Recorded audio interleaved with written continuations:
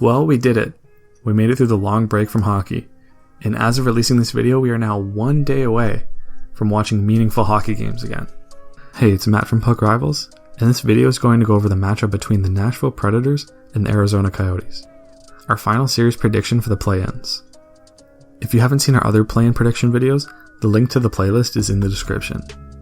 And just like in past videos, I'll go over the team stats from the regular season, highlight each team's key player, and identify some of the potential difference makers in this series before finally revealing our prediction for who we think will win. Let us know in the comments who you think will come out on top in this series. And with that, let's get right into the video. In this matchup, we have a perennial playoff team in Nashville against an Arizona group who brings youth and an impressive defensive game to the table. Both of these teams struggled to find consistency in different areas this year. And going into this series, it will be interesting to see which one of them has solved these issues the best, because that will likely be the team who takes this one. Our first look at the team stats gives us a tie in the head-to-head matchup, with both wins coming in regulation, though Arizona won by 3 in their win, and the Preds snuck out leading by 1 goal in theirs. Nashville has the edge in goals for per game, which is expected given how much it is known that the Coyotes struggle to score. But Arizona owns a much better goals against average, and is the better defensive team despite the Preds' very strong blue line. The Yotes also have the advantage in both special teams categories, posting the 5th best penalty kill in the NHL, meanwhile Nashville ranked 29th in that category. But because of this long break, you have to take all of those numbers with a grain of salt, and look more to the key players of each team who have the ability to heavily impact the series on their own. Let's start with Arizona. The Coyotes acquired All-Star Taylor Hall in December of last year, and by giving up 3 prospects and a conditional 1st and 3rd round pick to acquire a player on an expiring deal, it's safe to say that Arizona looks for Hall to be their key player during the playoffs. And hopefully re-sign too, but that isn't guaranteed. When Hall is on his game, he's an elite playmaking winger in the NHL, and has the ability to drive play and create offense, a thing that the Coyotes desperately need. On a team that was led in scoring by Nick Schmaltz with 45 points, they will look to Hall to spark the offense that at times was drier than the Arizona desert this season. With his elite playmaking ability, he has the power to potentially get some of the team's offensive slumpers back into form as well. Like Phil Kessel, who had a very disappointing regular season of his own. If Arizona wants to win against this experienced Predators team, they will need Hall at his very best to drive the offense. The problem is there will be a Norris Trophy nominee on the other side of the ice trying to stop that from happening. It was an easy decision to choose stud defenseman Roman Josi as the Preds' key player. Before the season stoppage, he was enjoying a career year that saw him put up 65 points in 69 games. Josi is one of the most elite D-men in the NHL, and a threat at both ends of the ice. He consistently logs 25 plus minutes a night against the opponent's best players, and thrives at shutting them down while also being offensively productive.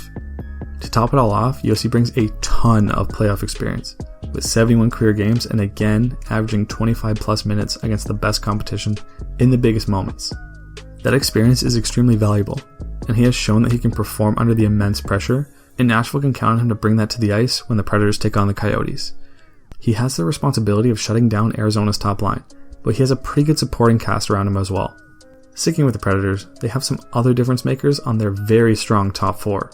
Along with Josi, you have other amazing defenders in Ryan Ellis and Matthias Ekholm to help with the heavy lifting defensively. Up front, the Preds will look to guys like Victor Arvidsson, Ryan Johansson, and Matt Duchene to step up after underperforming regular seasons. Those guys will need to be clicking in order to get through Arizona's strong defensive playstyle. The biggest wildcard by far for Nashville will be in the crease. Do you go with the 37-year-old who's coming off his worst statistical year of his career, but carries so much playoff experience? Or do you go with the goalie of the future, who put up good numbers and has shown he can handle a heavier workload? That's a question only the Predators can answer, and one we will have soon once the games start. Personally, Rene's consistency is a huge concern, and if Saros is the true goalie of the future, he deserves to get the start and show what he can do. Now looking at the other side, Arizona has no issues in net. They have the luxury of choosing between Darcy Kemper and Antti Ranta, who both put up impressive numbers this season. No matter who they choose, the team can be comfortable in knowing they can get saves when they need them. The Coyotes also have a solid defensive group, so their worry and need for difference makers is more upfront. They've received a good amount of depth scoring this season, being led by guys like Connor Garland and Christian Dvorak, but they will need their big money guys to step it up on offense if they're going to succeed. The obvious one is Phil Kessel, who had a very bad year, but has shown many times his ability to score and generate offense, especially in the playoffs. They need Phil to perform, but they also need to look for one of their younger stars to step up too. Clayton Keller has struggled to replicate his 65-point rookie season, and the Yotes should hope he finds that touch again, since he's set to make just over $7 million over the next 8 years. This first taste of the playoffs will be a good test for him and the entire Coyotes team. Now this series has the ability to be an absolute snooze fest, not because the teams are bad, but because they're so defensively strong, which could mean very low scoring games. Even with the uncertainties in the crease, we feel that the Preds are going to take this one.